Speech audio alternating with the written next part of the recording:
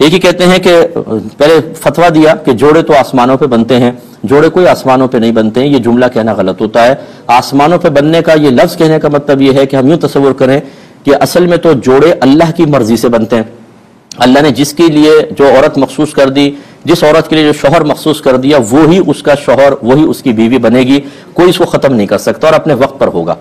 اب یہ تو ایک اصل مسئلہ ہے۔ اب آپ کہیں جوڑے آسمانوں پہ بنتے ہیں تو یوں تصور میں آئے گا کہ جیسے اللہ تعالیٰ آسمان پر ہے اور وہاں اس نے یہ جوڑے مختص کر دیے ہیں۔ جوڑے تو مختص اللہ نے کیے لیکن وہ آسمان پر تو نہیں ہے، تو یہ کہنا جی جوڑے آسمان پہ بنتے ہیں، یہ غلط محاورہ ہے، یہ عام لوگوں نے چھوڑ دیا کسی نے فضا کے اندر اور ہم اس کو قبول کر لیتے ہیں، تو اس کو ہرگز نہ کہیں، بلکہ اس کے اندر کوئی سخت حکم بھی لگ سکتا ہے، کفر کا حکم بھی لگ سکتا ہے، اس لیے احتیاط کیجئے۔ دوسری بات یہ ہے کہ بالکل ایسے ہی ہے، اللہ تبارک و تعالیٰ نے ازل سے ہی فیصلہ فرما دیا کون کس کی بیوی بنے گی، کون کس کا شوہر بنے گا، کس کی شادی نہیں ہوگی، کون کنوارا مر جائے گا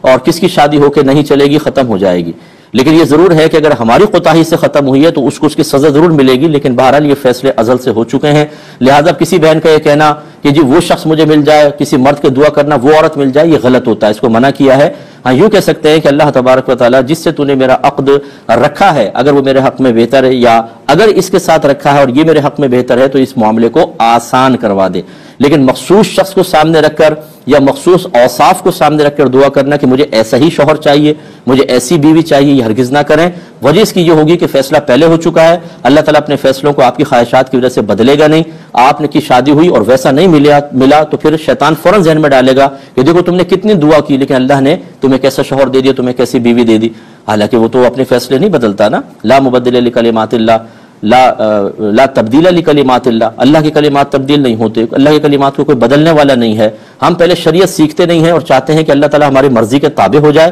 معاذ اللہ یوں تصور بن گیا ہے یا یوں ہماری حرکات ظاہر کر رہی ہیں کہ جیسے ہم اس کے بندے نہیں ہیں، وہ مطلب یہ کہ معاذ اللہ ہمارا ماتحت ہو گیا، اس لیے ہماری ہر دعا قبول ہونی چاہیے ورنہ ہم ناراض ہوں گے۔ اس کا کہنا مانے نہ مانے، نماز ہم نہیں پڑھتے، روزہ ہم نہیں رکھتے، زبان کی حفاظت ہم نہیں کرتے ہیں، رزق حلال کی طرف ہم کامل طور پر آتے نہیں ہیں، ہم کچھ بھی نہ مانیں، اللہ تعالیٰ ہماری مانے، اس لیے تھوڑا سا اس پر توجہ کرنی چاہیے، یہ چیزیں صحیح نہیں ہیں۔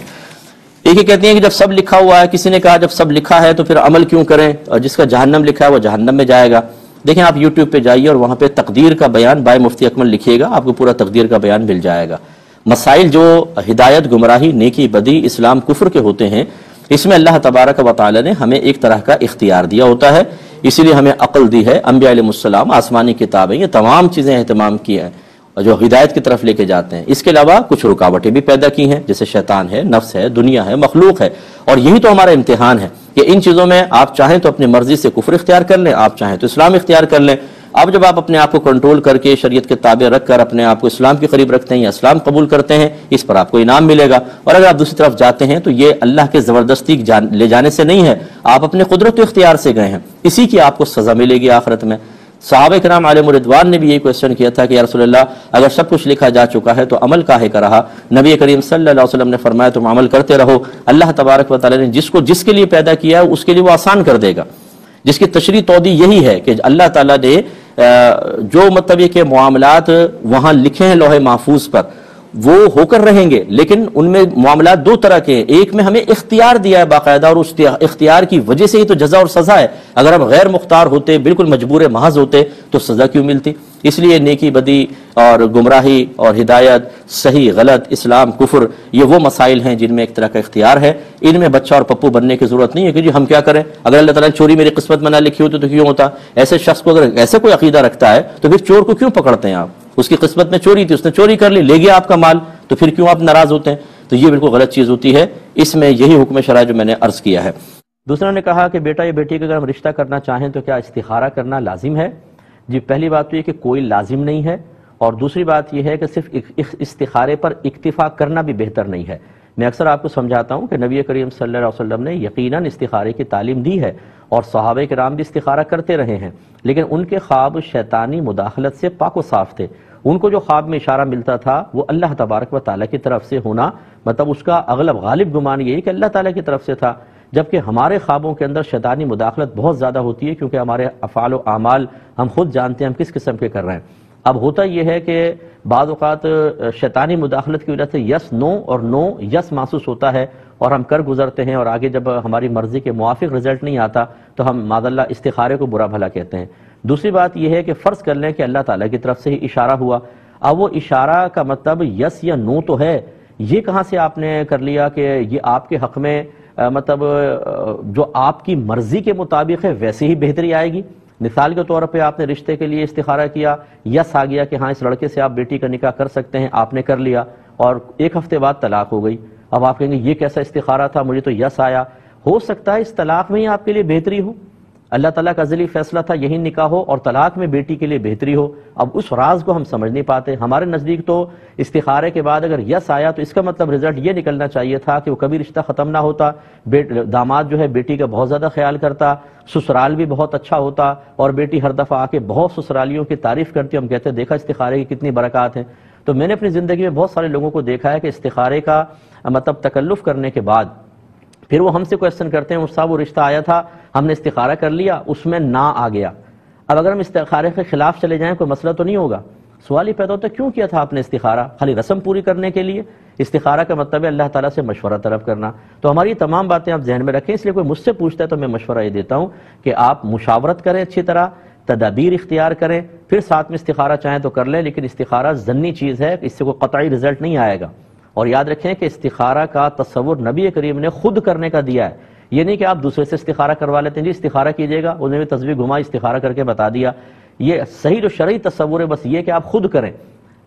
عشاء کی نماز کے بعد 2 رکعت نفل نماز استخارہ پڑھیں، اللہ کی بارگاہ میں التجا کریں کہ اللہ تعالیٰ جو میرے حق میں بہتر ہے وہ خواب میں دکھا دے۔ پھر اگر خواب میں آپ کو سفیدی یا سبزی نظر آئے تو سمجھ لیں یس ہے، اگر بلیک نظر آئے، ریڈ نظر آئے تو نو ہے۔ اگر کوئی خاص علامت نہ ہو تو 1 دن کریں، 2 دن، 7 دن تک کریں، کوئی نہ کوئی اشارہ آپ کو ملے گا۔ اس کے باوجود نہ ملے تو آپ چھوڑ ہی دیں، اب آپ مطلب تدبیر اور مشاورت کریں۔ لیکن میں اکثر یہ کہتا ہوں کہ استخارہ کی طرف آنے کے بجائے آپ یہ کر لیں، اس لیے نہیں کہ میں سنت کو روک رہا ہوں، بلکہ اس لیے کہ ہمارے لوگوں کے ایمان انتہائی ضعیف ہو چکے ہیں، کمزور ہو چکے ہیں، باقی شرعی تقاضے پتہ ہی نہیں ہوتے، استخارہ کرتے ہیں اور اس کے بعد معاذ اللہ کی بارگاہ میں شکوہ کرتے ہیں کہ اللہ تعالیٰ تو نے کیسا مشورہ دیا، ہماری تو بچی کا مستقبل تباہ ہو گیا، ان کے ایمان کو کون بچائے گا؟ کس نے کہا تھا آپ کو استخارہ کرنا واجب ہے؟ تو یہ تمام چیزیں ذرا دیکھ کر پھر آپ اس کے بارے میں کوئی فیصلہ کیجئے۔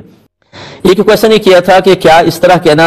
جائز ہوتا ہے کہ اللہ تعالیٰ میری زندگی بھی آپ کو لگا دے؟ دیکھیں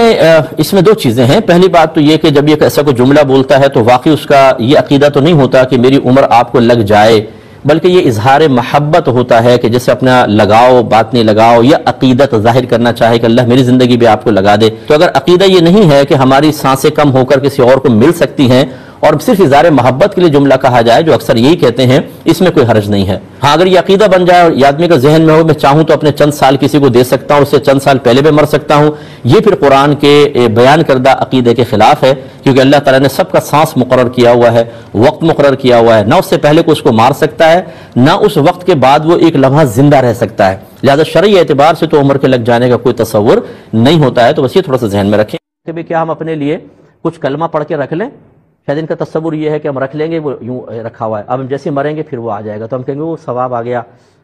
تو یہ مطلب یہ کہ یہ بچکانہ سی باتیں، کیا اس کا کوئی شرعی ثبوت ہے؟ جو بھی اخروی معاملات ہیں وہ کوئی بھی اپنے پاس سے متعین نہیں کر سکتا، اس کا از خود تصور قائم نہیں کر سکتا۔ میں اسی لیے جو شعراء بعض اوقات اپنے ایک تخیل کو ایک شعر کی شکل میں بیان کرتے ہیں، میں نعت خوانوں کو بھی گزارش کرتا ہوں کہ اس کو عوام کے سامنے پیش نہ کریں، ہو سکتا ہے کہ عوام اس کو عقیدہ سمجھ لے۔ جیسے میں قبر میں جاؤں تو قبر میں گیا، منکر نکیر میرے پاس آئے، میں نے کہا میں تو سرکار کا غلام ہوں، واپس چلے گئے۔